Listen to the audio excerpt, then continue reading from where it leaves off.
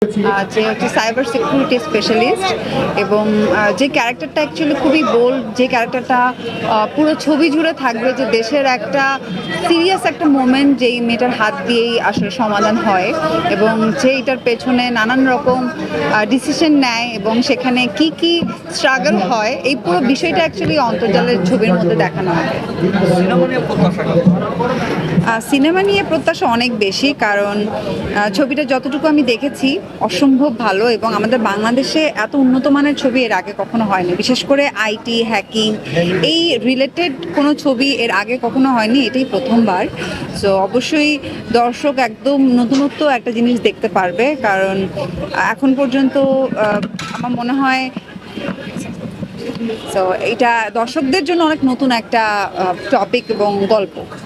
Cyber thriller ধর্মী cinema যেটা আপনি বলছেন, এটি আসলে আমাদের দেশের জন্য এই কেসটা আসলে বাংলাদেশি যারা এখন পাই, সেই হিসাবে আসলে এটা কোনো চ্যালেঞ্জিং ব্যাপার কিনা যে আসলে থ্রিলার ধর্মী সাইবার থ্রিলার এটা না, সাধারণ জনগণ নেবে কি? আমাদের বাংলাদেশি মানুষরা থ্রিলার ছবি দেখতে পছন্দ করে। সো থ্রিলার তো অ্যাকচুয়ালি সব ধরনের থ্রিলার দেখতেই মজা লাগে, সেইটা সাইবার হলেও তো আমার বিশেষ করে আমার আরও বেশি ইন্টারেস্ট, কারণ আমি কিন্তু প্রচুর সায়েন্স ফিকশন, তারপর সাইবার হ্যাকিং এই রিলেটেড আমি অনেক মুভি এবং সিরিজগুলো কিন্তু দেখি, কারণ আমার খুব ভালো লাগে।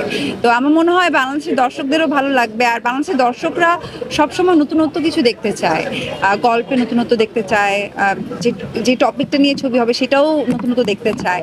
তো এখানে আসলে ব্যাংক হ্যাকিং মানে হ্যাক হওয়ার পর কি কি সমস্যা হয় দেশের, এই জিনিসগুলো তো আসলে আমরা সবসময় নিউজে পড়ি, টেলিভিশন নিউজে দেখা হয়, এই পর্যন্তই থাকে, কিন্তু এইটা আসলে বাস্তবায়ন মানে মুভিতে কি কি মানে হয়েছে, সাধারণ মানুষের কি ধরনের প্রবলেম হতে পারে, অথবা এর পেছনে যে মানুষগুলো কাজ করে তারা কি ধরনের মানে কষ্ট করে, এইটা আসলে এই অন্তর্জাল দেখলে মানুষ বুঝতে পারবে। আচ্ছা, ব্যক্তিগত জীবনে মিম কখনো সাইবার প্রতারণা কখনো শিকার হয়েছে?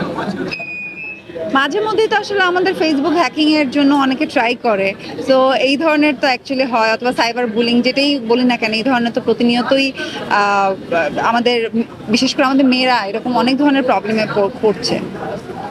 আপা, এই সিনেমাটা অবশেষে মুক্তি পাচ্ছে, যেটা ওইখানে বলছিলেন এটা আসলে নিউজে লাগবে, অন্যগুলা কন্টেন্ট। জি, এই আমাদের সিনেমাটা অবশেষে মুক্তি পাচ্ছে, এখনকার জায়গাটা বলে। ওকে, আমাদের এই ছবি অবশেষে মুক্তি পাচ্ছে 22শে সেপ্টেম্বর, এবং আশা করি যে এই 22শে সেপ্টেম্বর আরেকটা সুখবর হচ্ছে 22শে সেপ্টেম্বর শুধু বাংলাদেশে না, একই সাথে আমেরিকা কানাডাতেও রিলিজ হচ্ছে। তো আমরা সবাই খুব এক্সাইটেড, অনেক দিন ধরে বিশেষ করে কয়েক মাস ধরে আসলে আমি এই অন্তর্জাল নিয়ে ওয়েট করছি, সো ফাইনালি আসতে যাচ্ছে, তো এটাই হচ্ছে সুখবর। এই যে পেছানোর জায়গাটা অনেকে তুলনা করছেন জাওয়ানের সাথে, কম্পিট না করতে যাওয়ার কারণে পিছিয়ে যাচ্ছে প্রযোজনা সংস্থা। আপনি অভিনেত্রী, আপনার এই বিষয়ে আমি মন্তব্য জানতে চাইবো না, বাট এইটাকে আসলে আমাদের পিছিয়ে দেওয়া মনে করছেন কিনা? না, এটা আসলে ছবি কেন পিছিয়েছে এটা আসলে আমাদের ছবির প্রডিউসার অনেক নিশ্চয়ই এটা ব্যাখ্যা দিয়েছে, খুব সুন্দর করে ব্যাখ্যা দিয়েছে, তো ওই ওই ওই ইন্টারভিউটা দেখালে আমার মনে হয় ভালো হয়।